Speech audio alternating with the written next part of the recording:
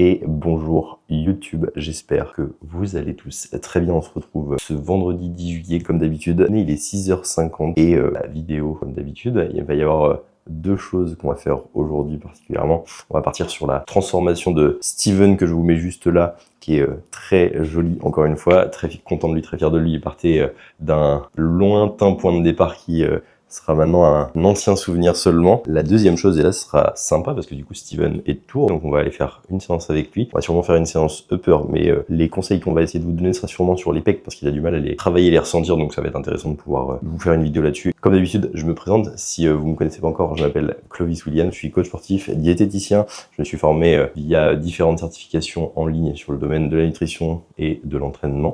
Le but étant d'aider un maximum de personnes dans de la transformation physique et particulièrement les personnes qui sont d'un niveau relativement intermédiaire à potentiellement avancé, qui fournissent des efforts ou sont prêtes à fournir des efforts et qui pourtant n'ont pas les résultats ou le physique qu'ils souhaitent. Donc si jamais tu te reconnais là-dedans, que ça t'intéresse et que tu veux en savoir plus, il y a les liens en description, je te laisse aller checker ça. Et si j'en profite du coup, parce que je vais tester un truc là, donc je prends du magnésium bisglycinate, donc ça complément que je vous conseille à prendre tous les jours, c'est l'un des minéraux où le plus de personnes sont carencées, ou en tout cas le plus intéressant pour la majorité des personnes. En général, 300 à 400 mg suffisent, mais alors en ce moment j'ai beaucoup de stress, beaucoup de fatigue, alors que ce soit la chaleur ou le boulot, et en plus en ayant discuté avec un pote qui est lui coach bien plus avancé que moi, m'a dit qu'il avait testé des plus gros dosages, j'avais remarqué des différences au niveau de sa concentration, son énergie, qualité de sommeil, donc je vais tester, là j'en prenais 2 gélules le soir, ça faisait 300 mg, là je vais essayer de monter déjà à 600, et potentiellement j'aimerais bien tester jusqu'à 800 mg, ça je vais faire 900 directement, j'en ferai 2 le matin, 2 post-training certainement, et 2 le soir, voir si ça améliore, je tiendrai au courant. Et d'ailleurs j'ai commencé à faire des guides sur les compléments alimentaires, donc là j'en ai fait un sur la créatine, donc un guide complet sur l'explication de ce que c'est, comment le prendre, quelle forme prendre, combien prendre, qu'est-ce que ça a comme effet, qu'est-ce que ça n'a pas comme effet, et si jamais tu veux le recevoir, bah t'as juste à me contacter sur Instagram, tu m'envoies créatine ou tu me dis que tu veux recevoir le guide créatine, je te l'enverrai.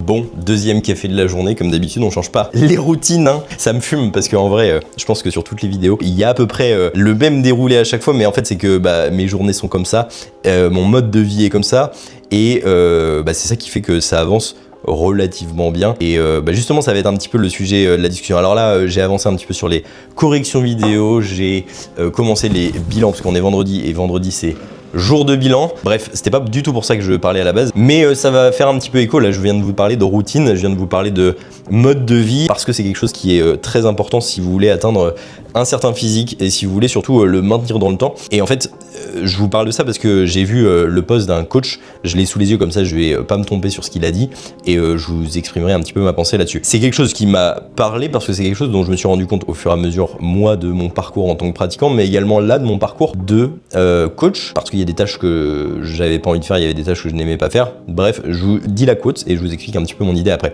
Ce qu'il disait c'était « If you don't want the lifestyle, stop waiting the outcome ». Donc si vous ne voulez pas le mode de vie, n'espérez pas ou n'attendez pas les résultats, ce qui pourrait en sortir. Moi, ce que j'entends de ça, c'est si vous n'avez pas, parce que en fait, si vous ne voulez pas le lifestyle, c'est pas une question de le vouloir ou pas le vouloir, c'est facile de dire ouais j'ai envie d'être comme ça et j'ai envie de faire ce que la personne fait. Donc j'irai plus loin dans l'idée, c'est si vous n'aimez pas ce qu'il faut faire pour avoir ce que vous voulez, vous risquez de ne jamais atteindre ce que vous voulez avoir.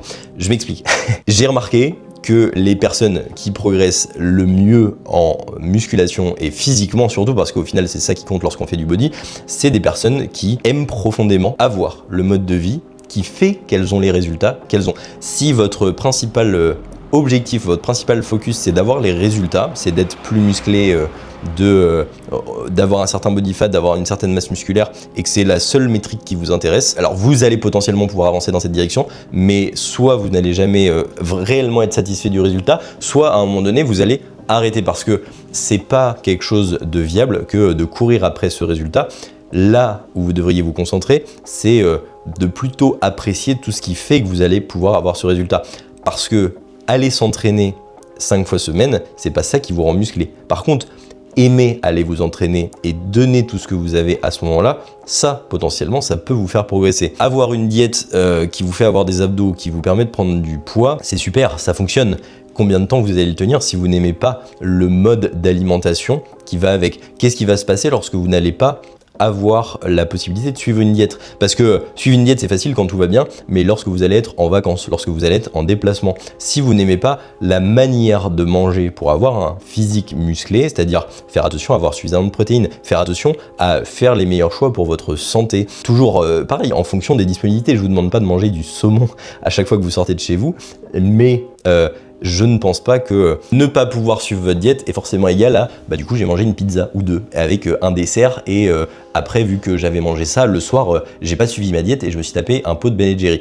C'est un exemple, il y a personne qui est visé, mais tout ça pour vous dire que si vous voulez vraiment évoluer aujourd'hui physiquement et que vous voulez que ça dure dans le temps, arrêtez de courir après l'objectif en lui-même, commencez à vous intéresser aux actions que vous devez mettre en place, appréciez mettre en place ces actions, appréciez le mode de vie, embrassez-le à 100% et ça va réellement vous permettre d'avancer bien plus que juste mettre ce qu'il faut en place pour y arriver. Vous devez, si vous avez un objectif physique, avoir envie de prendre profondément l'identité d'une personne qui a ce physique. Donc prenez exemple sur les personnes qui potentiellement ont ce physique, qu'est-ce qu'elles mettent au quotidien en place, comment elles réfléchissent à leur quotidien, parce que ça va bien plus loin que suivre une diète et aller à la salle.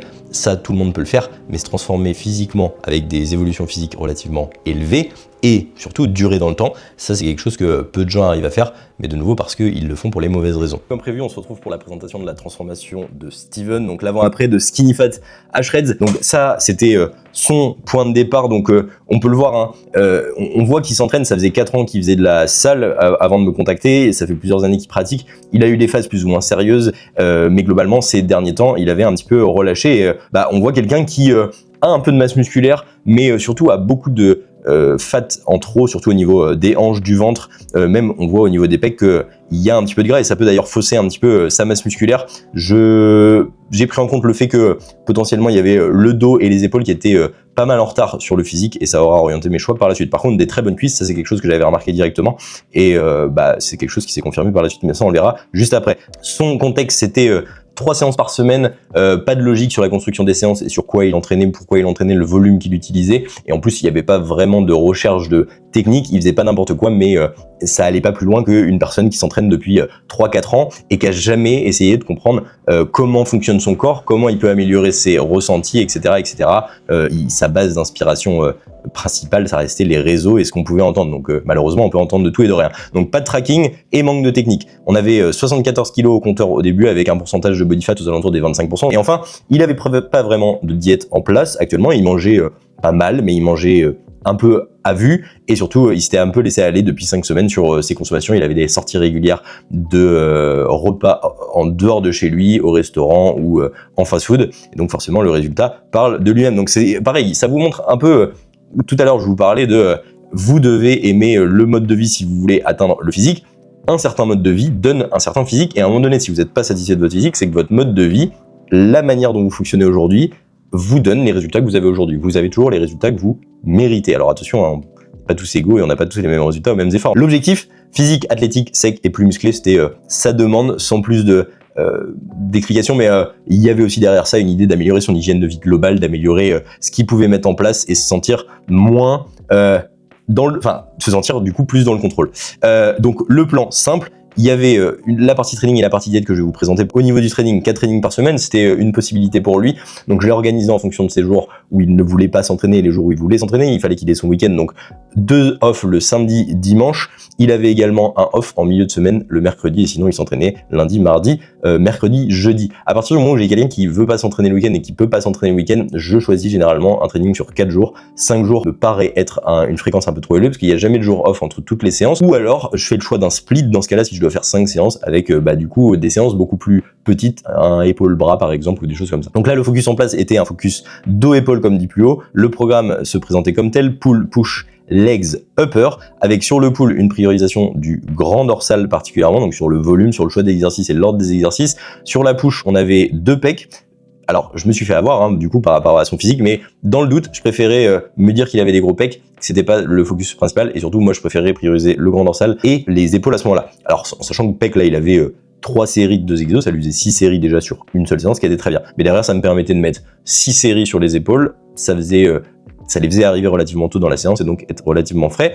Un legs équilibré, tout simplement classique, avec des ischios, des fessiers, du quadriceps, pas trop de volume ici, il a une bonne base et dans tous les cas je retravaillerai de ce que je vois au fur et à mesure là de l'évolution. Et enfin un upper, de nouveau priorisation du dos, un pec quand même pour rappel avec un incliné, comme ça me permettait de travailler le deltoïde antérieur par la même occasion. De nouveau les épaules qui arrivent avant les bras parce que ça me semblait être quelque chose qui était plus ou moins fort chez lui, les bras comparativement aux épaules ou au dos. Les focus prioritaires c'était surtout de la correction et de l'amélioration technique parce que en dehors du volume je pense qu'il y avait beaucoup de choses à apporter ici. L'apprentissage de l'intensité parce que de nouveau quelqu'un qui s'entraîne depuis 4 ans et qui pour moi n'a pas le physique de quelqu'un qui s'entraîne depuis 4 ans, parce qu'on peut développer un très bon physique au bout de 4 ans, c'est quelqu'un qui a des problèmes techniques et surtout un problème d'intensité et potentiellement des fois les deux en même temps. C'est-à-dire être capable de mettre de l'intensité en maintenant une bonne technique. Et enfin, surtout, le plus important, la mise en place d'un système de tracking et de progression qui lui permet, 1, de rester dans les clous, 2, de savoir où il va, et donc d'éviter de se laisser le choix lorsque les choix faciles sont faciles à faire et les choix difficiles le sont un petit peu plus. Au niveau de la diète, tout simplement, l'objectif c'était de perdre 10 à 12 kilos, soit 10 à 15% de body fat, donc il partait de 25% et moi je voulais le faire arriver à 10% environ. Étant donné qu'il avait jamais fait de cut ou de diète, j'ai choisi plutôt une perte modérée de poids, c'est-à-dire un délai plus long pour lui faire perdre son poids, c'est-à-dire environ 16 semaines, sans compter les semaines de starter qui pouvaient lui faire perdre du poids. Il avait donc une moyenne de perte à faire de 500 à 600 grammes moyens par semaine. Les 3 premières semaines, on est parti donc sur le fameux starter. C'était une diète équilibrée à 2500 cals et ça lui allait très bien. Il avait pas faim, il avait même l'impression de manger plus que ce qu'il mangeait habituellement. Il n'y avait pas ici une recharge de déficit, mais comme je vous l'ai dit, s'il perdait du poids, c'était très bien. L'idée, c'était tester sa capacité à tenir une diète. Il a perdu pendant ces 3 semaines moins 2,6 kg.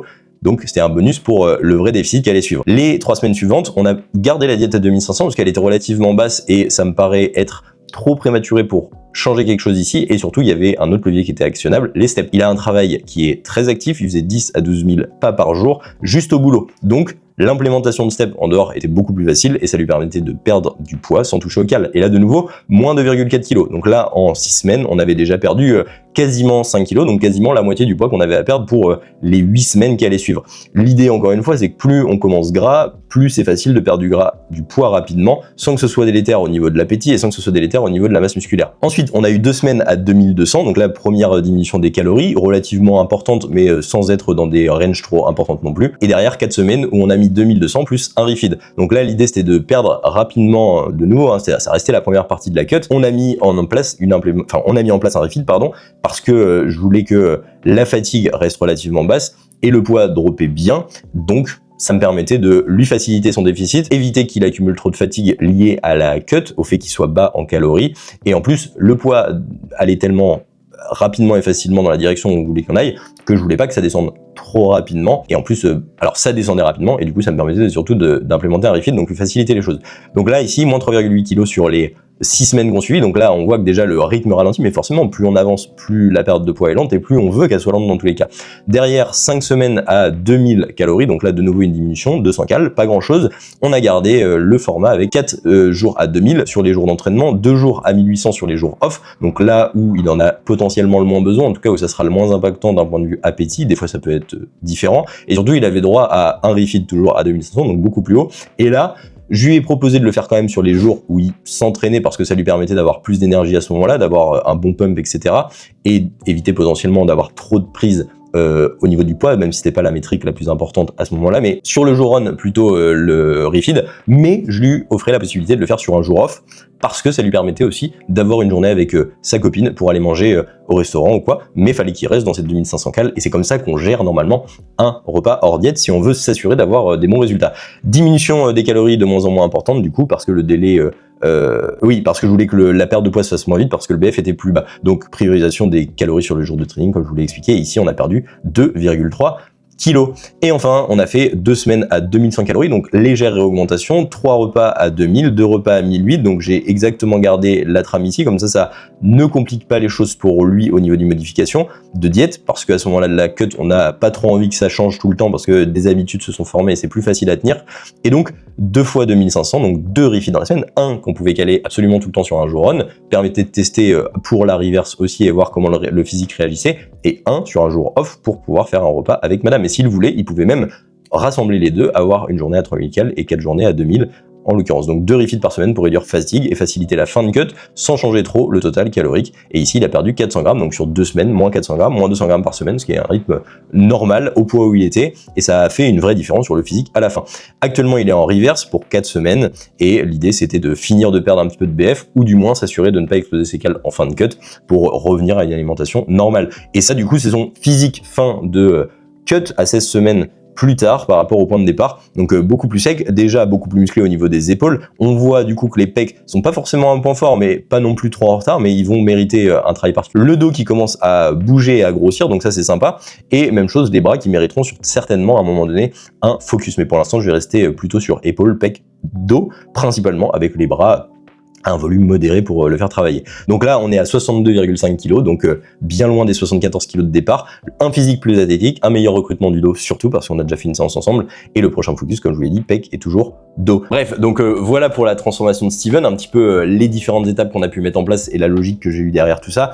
Comme vous pouvez le voir, en réalité, en dehors de suivre un plan, en dehors d'aller s'entraîner, il y a surtout un travail de fond qui est fait sur la manière d'aborder le training, comment on fait pour bien travailler les groupes musculaires qu'on ne sent pas, comment on fait pour mettre de l'intensité, comment on fait pour progresser à la salle. Au niveau de la diète, c'est mettre en place quelque chose qui fonctionne par rapport à l'objectif, avoir de la logique de modification derrière, et surtout, petit à petit, apprendre à apprécier le fait de vivre comme quelqu'un qui a ce physique-là. Là, il est parti plusieurs jours à Paris et il a très bien géré son alimentation parce que, et en plus il me l'a dit, j'ai pu pour objectif quand je sors de la diète d'en profiter. Il profite, c'est-à-dire il va manger des choses qui lui plaisent, mais c'est pas l'occasion particulière de se faire plaisir. L'idée est de pouvoir se faire plaisir quand il en a envie, mais en restant dans ses calories pour continuer à avancer dans la bonne direction. Donc de nouveau, on en revient à ce que je vous disais tout à l'heure. Si vous voulez vraiment progresser, si vous voulez vraiment atteindre certains résultats, apprenez à apprécier le processus, apprenez à aimer chaque petit détail de ce qui fait vous allez réellement vous transformer au lieu d'être concentré à vouloir atteindre un certain objectif. Et si jamais tout ça t'a parlé, que tu te retrouves dans la situation de Steven où justement ça fait plusieurs années que tu t'entraînes, t'as pas forcément le physique que tu veux et en fait tu sais pas trop où aller parce que t'as jamais eu de trame, t'as jamais eu de plan précis pour y arriver et surtout que tu aimes ou tu aimerais avoir le mode de vie qui va avec le physique que tu veux avoir, moi je peux t'aider à ça. Pour ça, tu vas dans les liens en description, il y a le lien de mon Instagram, tu m'envoies un message, on en discute, on peut même se faire un appel et au moins on voit tout ça. Je vais aller manger très certainement là tout de suite parce que du coup je dois être à 13h à la salle. Ah et si du coup, pour rester dans le thème de avoir des habitudes, comme vous pouvez le voir, hop, des tupperwares qui sont prêts, donc ça c'est pareil, ça fait partie du mode de vie, on va dire, lifestyle body. J'ai pas à me prendre la tête, je suis pas en train de réfléchir à ce que je vais manger, j'ai déjà mes repas qui sont prêts. Là c'est mon pré-training et j'en ai déjà parlé mais j'ai pas expliqué trop pourquoi. Ça peut être un repas qui est important. Non, le timing des repas, de vos calories, de vos glucides sont pas essentiels à la perte de gras ou quoi que ce soit. Ce qui est réellement important pour ça, c'est à quel point vous êtes en déficit calorique ou pas. Par contre, ce qui est important avec un repas pré-training, et c'est quelque chose que vous pourriez intégrer si vous voulez optimiser un petit peu les choses, c'est qu'un repas pré-training, le but est qu'il soit un petit peu plus riche en glucides, et même si la science n'est pas totalement d'accord avec ça, le fait que tu aies besoin vraiment de beaucoup de glucides pour une séance de sport,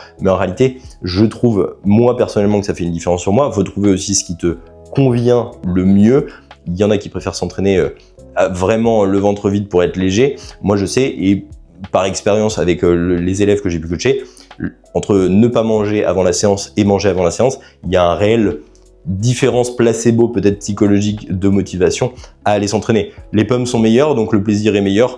Donc au final, ça reste un point positif. Un pré-training, le but c'est qu'il soit digeste, que vous le mangiez pas trop tard, mais pas trop tôt avant votre séance, pour que vous ne soyez pas dérangé pendant votre séance. Je dirais dans tous les cas, un délai entre 2 heures et 1 heure avant votre séance, vous devriez avoir un repas relativement riche en glucides, relativement peu riche en fibres et en lipides, pour que ça soit digéré bien facilement et que vous ayez toute l'énergie disponible au moment où vous en avez besoin.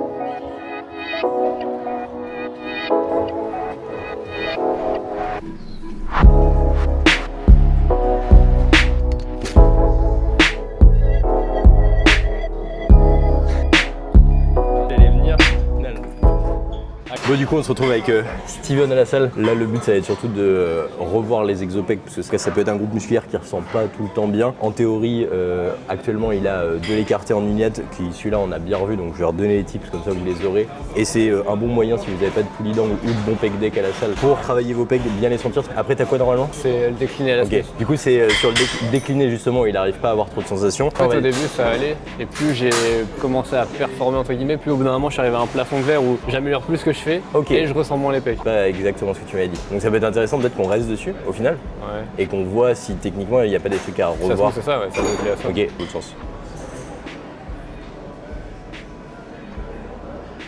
Bon, globalement c'est pas mal. Bon, forcément ça fait un moment qu'on travaille dessus. Là le seul truc qu'il y avait et que vous voyez pas vous, remets-toi comme si tu étais sur l'exercice. Ok. Le truc qui va pas là, c'est que globalement il est un peu trop en arrière par rapport au câble. En gros le câble va être ici et lui là. Et en fait, le câble n'est pas du tout aligné avec son bras quand il vient ici. Donc pour corriger ça, tu vas t'avancer en fait sur ton banc. Au lieu d'être ici là, tu vas venir t'avancer de sorte à ce que le câble soit un petit peu en arrière de toi. Parce qu'en fait, si tu fais par exemple un écarté à la poulie assis, ton câble il arrive de derrière. Si tu fais un écarté même là debout, ton câble il arrive de derrière. Là c'est un peu le même truc qu'on va chercher à faire.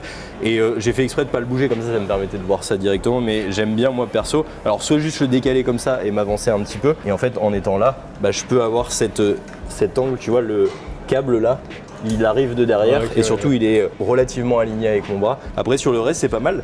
Le seul petit truc que tu peux mettre en place éventuellement, ça va être de laisser fléchir légèrement le coude parce que ici tu ne bouges pas ton coude vu que tu as le bras qui est fixe ici et que tu as une portion de ton biceps qui vient quand même plus haut sur l'épaule, il traverse l'épaule, mine de rien tu peux avoir un petit peu de biceps qui vient intervenir.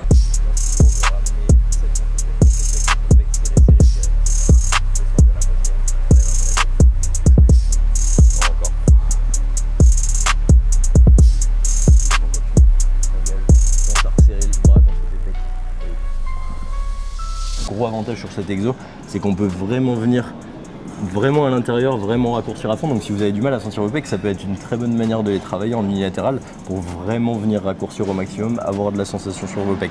Bien que la sensation ne fasse pas grand chose au niveau de l'hypertrophie, ça reste quelque chose qui est intéressant pour commencer à comprendre comment ça fonctionne, commencer à comprendre ce qu'on doit mettre comme intention. Au final, c'est surtout pour ça que je le mets en place, parce que ça va pas être un exo qui va surcharger énormément, plutôt sur ces développés que ça va se passer. Du coup, j'ai passé des années à faire des écartés debout classiques à la poulie. Je faisais de bas en haut, de haut en bas, je faisais un peu les variants comme tout le monde au début. Tu penses que tu sens les pecs, et puis tu fais ça. Et puis tu te rends compte que non. En vrai, je pense pas que ça soit un mauvais exo de le faire debout. En fait, la seule problématique, c'est que si tu as du mal à sentir tes pecs, vu que tu es instable, ça reste un problème parce que tu dois plus te concentrer à te stabiliser qu'à être en train de te concentrer à ce que tu veux faire.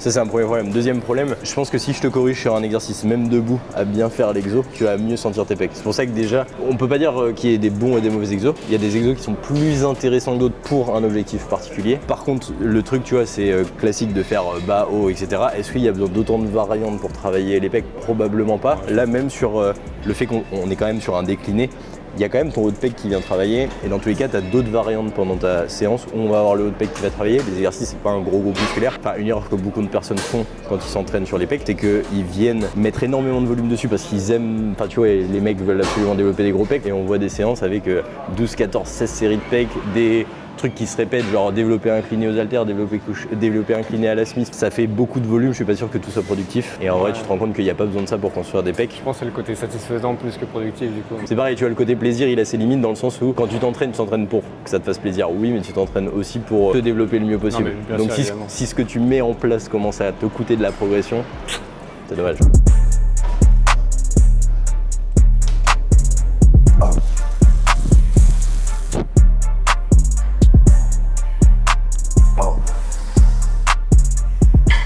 Bon, et sur vos écartés, il y a un truc qui est super important à garder en tête aussi, c'est l'amplitude.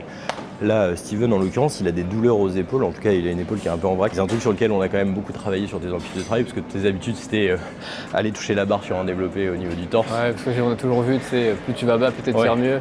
Et toujours aller étirer au plus. En fait, le problème de ça, c'est que ça vient certaines études qu'on dit c'est la phase où tu étires qui est la plus intéressante. Mais en fait, elle n'a pas été mise dans le contexte dans lequel ça a été testé. Par exemple, des études qui ont montré qu'il y avait des plus gros résultats à faire des partiels en étirement sur un leg extension, donnaient potentiellement plus de résultats en termes de gain musculaire que sur du partiel haut contracté. Le truc, c'est que c'est quoi le degré d'étirement quand tu es sur un leg extension? Parce que tu vois, sur un leg extension, généralement, à moins que tu aies un vraiment bon leg extension, mais sur un leg extension Technogym qui était comme ça, alors qu'en réalité, tu pourrais venir complètement le truc. Donc oui, c'est important d'aller chercher les amplitudes les plus étirées, mais dans lesquelles tu es actif, où ça te provoque pas de la douleur, parce qu'à terme, finalement, si tu as de la douleur et que ça te blesse, ça te fait plus reculer qu'avancer. Surtout aller chercher toujours plus d'étirement sur un pec finit par être en désavantage mécanique et tu as potentiellement l'épaule qui va prendre plus le dessus. En fait, plus ton numérus, ton pec s'il est comme ça et ton numérus commence à partir en arrière, la ligne de tirage, c'est comme si je tirais sur une... Tu sais, quand tu veux fermer une porte et que tu la tires comme ça, là, tu la tires juste sur la charnière, c'est très difficile. Ouais. Bah, ton pec, c'est exactement la même chose sur ton numérus. Quand il est là, ça va, il y a un peu d'angle, mais plus tu vas ici, moins il y a d'angle pour tirer, donc en fait il doit juste frotter pour amener et il est de moins en moins fort. Quand tu te renseignes tout seul, et tu fais les erreurs que les gens font, entre guillemets. Quand même, vous redonner un tips aussi par rapport au pec, les trucs sur lesquels on va se concentrer beaucoup aujourd'hui. Il y a plusieurs choses qui font que vous pouvez plus ou moins bien travailler au pec. Souvent les gens qui ont des énormes pecs, ou en tout cas qui ont l'air d'avoir des énormes pecs et qui n'ont pas de difficulté à les travailler, c'est qu'ils ont un sternum qui est très redressé. Là si je regarde Steven, l'inclinaison de son sternum elle est relativement faible comme moi, on est assez plat au niveau de la cage thoracique et c'est pas avantageux pour bien travailler les pecs parce que ça met pas les pecs dans une position où ils sont les mieux pour travailler. En gros c'est un éventail le pec et si on voulait en profiter au maximum de sa force, il faudrait qu'il soit relevé comme ça. Comment on fait ça virtuellement lorsqu'on s'entraîne? Bah en fait on cherche à avoir le sternum le plus aligné possible avec la résistance. C'est pour ça que des mouvements de décliné, quand on est ici par exemple, quand il vient forcer dans cette inclinaison qui respecte l'inclinaison de son sternum, bah il vient utiliser plus de fibres pour faire le mouvement et c'est un des trucs qu'on va essayer d'avoir. La deuxième chose sur laquelle on va se concentrer c'est surtout et avant tout les intentions. Alors il y aura plein de choses, hein, on a parlé de l'amplitude déjà etc, mais un des trucs principaux sur lequel je veux qu'il se concentre et sur lequel vous devez vous concentrer si vous avez aussi du mal à sentir vos pecs, oubliez toute cette partie là de votre bras. Ce qui compte en réalité c'est ça, votre pec qui s'insère du coup de nouveau sur le sternum, les clavicules et les côtes et il vient ici. Donc ce que vous cherchez à faire c'est rapprocher tous ces points l'un de l'autre et quand vous rapprochez tous ces points, vous n'êtes pas en train de faire ça, vous êtes en train de ramener son bras vers l'intérieur, le biceps vers l'intérieur des pecs et vers le sternum. Donc l'idée ce sera toujours de venir écraser au maximum. Souvent sur les développés on va avoir envie de pousser, mais ce que vous devez faire c'est la même chose, pensez coude qui se rapproche de l'intérieur, coude qui se rapproche l'un de l'autre et biceps qui viennent s'écraser l'un contre l'autre et vous verrez que vous aurez de meilleures sensations. Bien, donc là on va enchaîner sur développer décliné et on va le faire sur une Smith. Du coup incliné c'est relativement intéressant si vous en avez une parce que du coup on va vraiment pouvoir se régler de sorte à que notre poussée suive l'angle qu'on va chercher à donner à notre mouvement et à notre humérus. Donc là ce que je fais c'est que le banc se décline à 8, je rajoute en général un poids de 10 parce que encore une fois Stivo comme moi on a un sternum qui est relativement plat, donc pour vraiment venir le redresser le plus possible et le mettre donc le plus possible dans l'axe de la Smith qui va bouger comme ça. Je voulais jamais essayer celle-là parce que comme elle était pas droite, je me suis toujours dit c'est pas bien, enfin ou ça pouvait je sais pas, je voyais pas le truc positif. Vu que tu veux décliner ton mouvement, tu peux décliner ton banc, vu que tu peux aussi bouger l'angle de la machine. Mais là, l'avantage en plus du coup par rapport à une Smith normale, c'est que justement tu as moins besoin de décliner le banc et vu que tu as moins besoin de décliner le banc, c'est moins problématique parce que souvent l'un des défauts qu'il y a à avoir la tête à l'envers sur les développés, c'est que tu as le sang qui monte à la tête et c'est pas le truc le plus agréable au monde quand tu as besoin de commencer à mettre de la charge et pousser. Ok, alors que là t'es trop... je suis trop près. Tu as les mains trop serrées. Donc là tu peux vraiment écarter. Ouais. Alors un truc qui est relativement simple, quand tu cherches ton écart, tu viens regarder à ton étirement max, quand est-ce que... Alors déjà, il faut que tu te dises que la barre elle bouge comme ça. Ouais. Déjà tu vois, donc c'est ce que je voulais parler tout à l'heure. Un des trucs importants c'est là la Smith elle bouge plus droite. Donc ce que tu vas devoir te mettre en tête c'est que toi tu veux aligner ça pour éviter qu'il y ait des forces de rotation qui se truquent. Deuxième chose, quand tu veux prendre un écartement sur une barre, tes mains elles vont pas bouger de toute façon sur la barre. Donc tu vas à ton étirement max et tu regardes, si j'écarte trop, j'ai la main qui sort du coude, si je resserre trop, même chose et ça vient vers l'intérieur, je trouve le bon angle et ensuite je viens pousser jusqu'à ma barre pour avoir ma prise.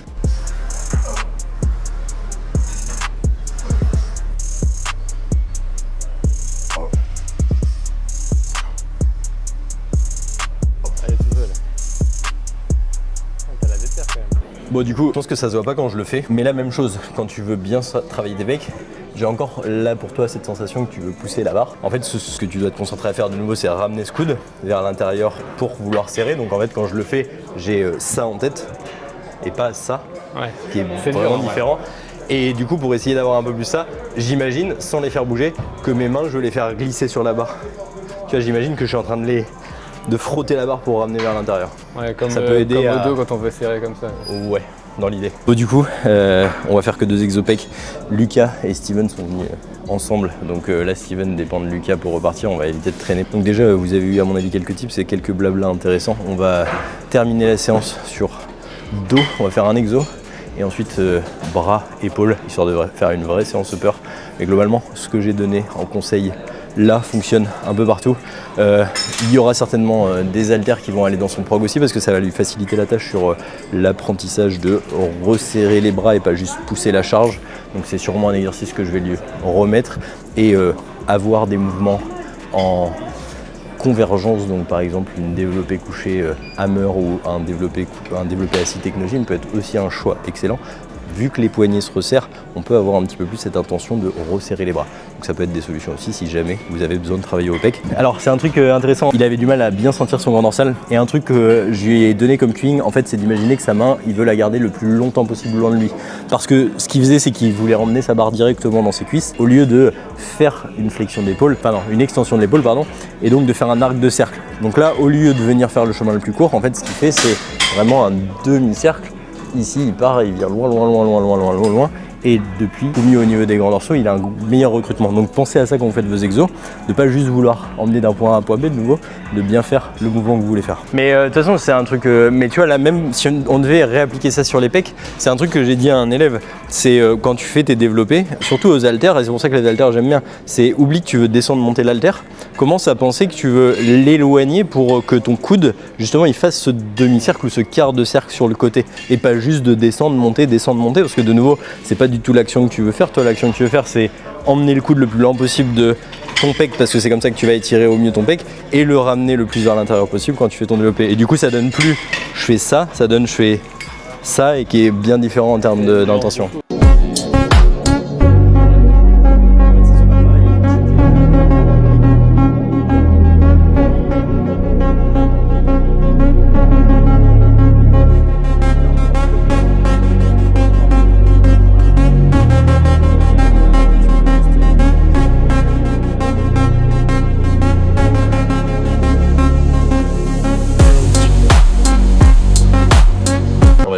Ça, comme ça il y a la réduction de bruit. Bah déjà te présenter juste. Bah, je m'appelle Steven, j'ai 29 ans. Bah, je suis un gars simple, la vie simple. Non mais c'est vrai, je suis quelqu'un comme tout le monde, tu vois. Ça fait combien de temps que tu pratiques la muscu là? Ah, ça commence à faire un bail. Je pense que j'ai commencé, je devais avoir 20 ans, 21 ans. J'ai jamais eu de progrès.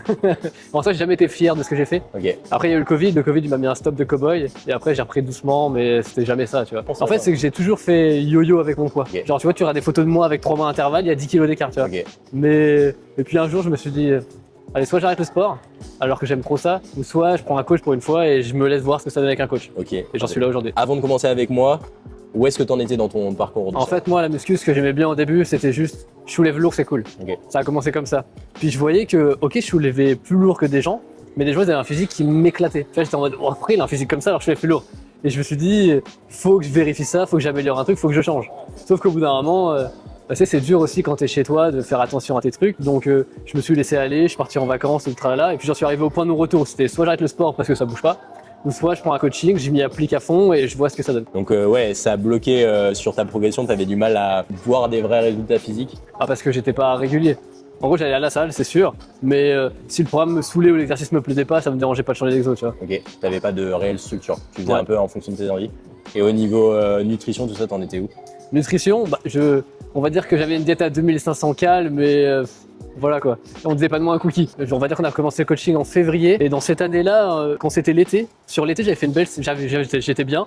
Puis après je suis parti en vacances, puis je suis reparti en vacances, puis il y a eu Noël, puis je suis reparti en vacances, et catastrophique. Donc en fait, ce qui bloquait, c'était pas vraiment le fait que tu saches pas quoi faire pour progresser, parce que tu avais déjà fait des sèches tout seul.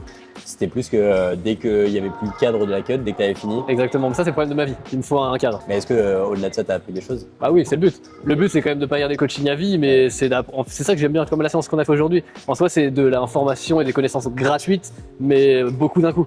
Où j'aurais pu me mettre 2-3 semaines à les avoir parce que je pose pas tout le temps les questions, tu vois. C'était quoi la plus grosse crainte que tu pouvais avoir avant de commencer le coaching? En vrai, j'en avais pas. Parce qu'il y a plein de coaching en ligne et tout. Et j'avais déjà regardé ton compte et je l'avais regardé pendant 3, 4, 1 mois avant de regarder. Puis j'avais Antonin qui avait déjà fait une belle transfo quand même, faut être honnête. Et je me suis dit, en vrai, ça a pas l'air d'être un charlatan et tout. Puis je vois tes réels, tu partages quand même beaucoup de connaissances. Mais est-ce que t'avais pas peur que ça change trop tes habitudes ou que justement je t'impose des choses? Non, parce que déjà on a fait le premier appel. Le premier appel, ça débride plein de trucs. Et puis j'étais prêt même à me faire cadrer. Ok. Dans le sens où je prends pas un coach pour qu'il soit gentil avec moi. On n'est pas des gamins, on n'est pas des bisounours. Moi, s'il faut me le dire, t'as fait de la merde, tu vois. Mais peut-être que ça pouvait te faire peur de, j'en sais rien moi, qu'il y ait vraiment trop de choses qui changent, que je te demande de manger riz de poulet et que ça te... Tu vois, ce soit pas un truc tenable sur du long terme. En fait, j'avais pas peur de ça parce que je me suis dit, si tu faisais vraiment ça, tu peux pas avoir des gens qui sont heureux de commencer à bouger ou t'aurais eu des mauvais avis. Puis je me suis fié à ce qu'Antonin m'a dit, j'ai regardé ton compte et puis Antonin, ce qu'il m'a dit, quand je vois la transfo, c'est incroyable, c'était magnifique. Non, mais vraiment, faut être honnête. On n'est pas capable de s'auto-juger soi-même, mais c'est faux. On a fait, on va dire, 16 semaines de cut. Est-ce qu'il y a eu des moments marquants, difficiles? Qu'est-ce qui a permis que tu tiennes malgré tout Je pense que le début, c'est dur. Ok. Parce que le début, tu baisses les calories, t'as comme le poids qui devrait passer vite, mais visuellement, tu ressembles toujours au même tas, tu vois. Ouais. Donc t'as du mal, tu te dis putain, je maigris, mais pourtant, je suis toujours gras comme ça. Ok. Et après, c'est sur la fin. Parce que j'avais quand même une diète où je mangeais hyper léger à 4h du matin et je devais attendre 9h. Et après, je mangeais juste une banane avant d'aller à la salle. Et là, c'était compliqué. Puis après, je te l'ai dit, t'as fait les modifs qu'il fallait et ça a tout changé et j'ai pu finir à 4 tranquille. T'as eu ton week-end à Paname par exemple. Ouais. Est-ce que t'as géré, tu penses, différemment? En fait, avant, j'étais comme tout le monde, enfin comme la plupart des gens, c'est foutu pour foutu, je m'en fous, tu vois. Alors que là, je me suis dit, Steven, ça fait des semaines, tu te fais des efforts, faut les continuer. Maintenant, c'est la vie, il faut faire des efforts. Et du coup, je t'avais demandé comment toi t'aurais géré. Puis tu m'as répondu, je t'ai dit comment moi je voulais le faire. Tu m'as dit que ça se faisait, mais c'est en fonction de comment font les gens, tu vois. Mais ce qui est bien, après, les c'est qu'il y a eu autres plusieurs choix. Parce que t'aurais pu juste me dire, si tu veux manger une pâtisserie, t'enlèves ton goûter, c'est réglé. Mais moi, je voulais pas faire ça parce que c'était trop contraignant et c'était pas ce que je voulais. Donc, j'ai réduit sur 2 jours avant et ça m'a permis de la rentrer sans que ça soit trop de dégâts, tu vois. Ok. Donc ça, c'est cool. Qu'est-ce que ça t'a apporté que t'aurais pas pu faire ou avoir seul? C'est sur l'alimentation, c'est ça le pire. Ok. Parce qu'en vrai, même le training, il y a des petits trucs qui font plaisir, tu vois. On a des petits tips, ça fait du bien, même se faire recadrer sur certains mouvements où tu penses bien le faire, mais en fait tu te rends compte que tu changes une petite variable, ça change toute la sensation. Mais c'est l'alimentation le plus important, où il y a le plus gros où il y a le plus de modifications, c'est l'alimentation. Parce qu'avant, j'étais le genre de personne où, imagine, je tiens ma diète toute la semaine. Je me dis, j'ai 2500 pour être bien, c'est mon maintien. Je vais manger 2500 toute la semaine. Pourtant, le samedi soir, je vais aller m'éclater tellement violemment que ça ne servait à rien. Ok. Et ça, maintenant, je vais plus le faire. Parce que j'ai le cerveau et j'ai la petite voix qui te dit, frérot, quand même, tu fais attention, on va pas tout déglinguer, tu vois. Ok. Et est-ce que pour autant t'arrives pas à te faire plaisir? En vrai, un jour t'as dit, est-ce que si tu croques une fois dans le cookie, il y aura des dégâts? Et cette phrase-là, je l'adore. Parce que je me dis, en fait, j'ai le droit de me faire un peu plaisir, faut juste que ce soit un petit plaisir. Mais au final, si c'est délicieux, mais même si c'est un petit croc, c'est toujours délicieux. Ouais. Est-ce qu'il y a d'autres choses? Par exemple, au niveau training, ça serait surtout sur la technique, tu dirais? Ouais, c'est ça, la technique. Ok. Parce qu'en soi, je pense, peut-être que je me trompe, mais je pense que qu'importe le choix des exos, si la technique est bonne, on va se développer musculairement. Donc en soi, ce qu'il faut toujours, c'est la technique. Ouais. Et est-ce que le suivi en lui-même, ça a été quelque chose qui a pu t'aider et t'apporter des choses que tu n'aurais pas pu avoir seul? Déjà, l'avantage du suivi, c'est que tu fais des photos toutes les semaines.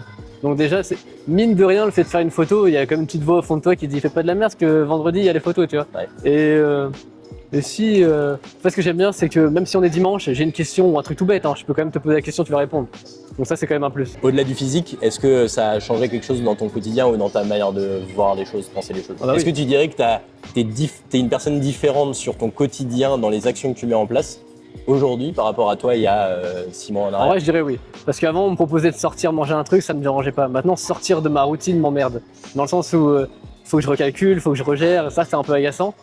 Mais pas agaçant parce que ça me fait chier de le faire, c'est agaçant parce que j'adore ma routine, tu vois.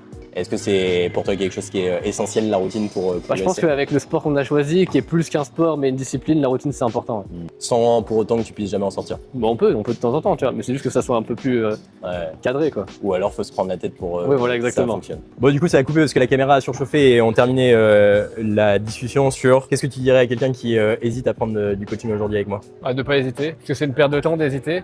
Et que, en gros, tu t'adaptes à nos besoins. Genre par exemple, quand je suis revenu de Paris, je pouvais pas faire mon bilan le vendredi, alors je t'ai demandé de le faire samedi, t'aurais pu me dire non, mais tu m'as dit oui. Et puis les conseils à la salle sont cool. Franchement, c'est cool de pouvoir, je sais pas, ta façon d'expliquer, c'est cool. Ok. On sent vraiment Qu'est-ce qui te plaît dans le coaching aujourd'hui avec moi? que tout adapte à nous, en vrai, c'est le plus. Et que t'es dispo, tu vois, genre, il est dimanche, on est dimanche, j'envoie un message, tu vas me répondre, tu vois. Ok, ça fait plaisir. Merci beaucoup. Bien, donc je vous retrouve dans la voiture. On n'a pas vraiment fait une séance complète au final. On n'a pas eu le temps. Lucas, l'élève avec qui Steven va à la salle habituellement, avait un rendez-vous après, donc on n'a pas eu le temps de faire un truc vraiment développé. Donc j'ai pas eu le temps de filmer beaucoup de choses, on était un peu pressé par le temps. Vous avez eu les conseils sur les développés. Au final, ça reste le principal de ce que je voulais faire sur cette vidéo. En tout cas, les conseils que je voulais vous apporter, les choses importantes à mettre en place et les choses auxquelles penser. C'est un peu décousu comme d'habitude, mais vous avez des conseils, des choses intéressantes à tirer. Là, moi, je rentre. J'ai pas mal de messages encore à répondre. J'ai un bilan que j'ai pas eu le temps de terminer tout à l'heure, donc je vais le faire là. Et ensuite, je dois partir parce que je rentre sur Châtellerault. Donc, je rentre chez les parents. Je vais voir la famille un petit peu ce week-end. Si je dois conclure sur quelque chose, et ça ressort un petit peu de ce qu'on a pu discuter. De nouveau, ce qui lui a permis de changer, c'est essayer d'avoir une routine différente de ce qu'il pouvait faire d'habitude. Essayer d'avoir une identité relativement différente sur ces comportements qu'il pouvait avoir, que ce soit avec un plan ou sans. Ça lui a permis d'évoluer, et c'est vraiment ça que vous devriez retenir si vous essayez de vous transformer physiquement et vous avez envie d'avancer. C'est apprécier ce que vous mettez en place, apprécier, vous développer, vous améliorer, aimer l'effort, le goût de l'effort, et vous verrez que vous vous transformerez beaucoup plus facilement comme ça que si vous faites les choses par dépit. Steven, c'est quelqu'un qui ça fait longtemps qu'il s'entraîne, il adore ça, et au final il a failli s'arrêter parce que justement il n'avait pas les résultats qu'il espérait, mais la base c'est qu'il aime faire ça, il aime aller à la salle, il aime s'entraîner, il aime le goût de l'effort, il aime même entre guillemets souffrir pour sécher, il sait ce que ça te demande et il est prêt à faire ce qu'il faut. Et ça, c'est ce qui lui a permis de progresser, d'avoir ses résultats. Donc de nouveau, si vous êtes dans le cas de Steven, où vous vous reconnaissez, où vous avez envie de changer profondément vos habitudes, vos routines et votre identité, eh bien mon coaching est probablement fait pour vous. Et si vous êtes intéressé, de nouveau, il y a les liens en description pour me contacter via Instagram. Vous m'envoyez un message, on va discuter de vos objectifs, on va essayer de voir ce qui bloque aujourd'hui réellement votre progression, comme pour Steven, Lucas, Arnaud et les autres présentations et les autres transformations que j'ai pu vous présenter. Et si mon coaching vous correspond, je vous le dis. Si c'est pas le cas, je vous le dis aussi. Et en fonction, on travaillera ensemble ou non. Je vous laisse là-dessus. À bientôt, et surtout, aimez ce que vous faites et faites-le à fond.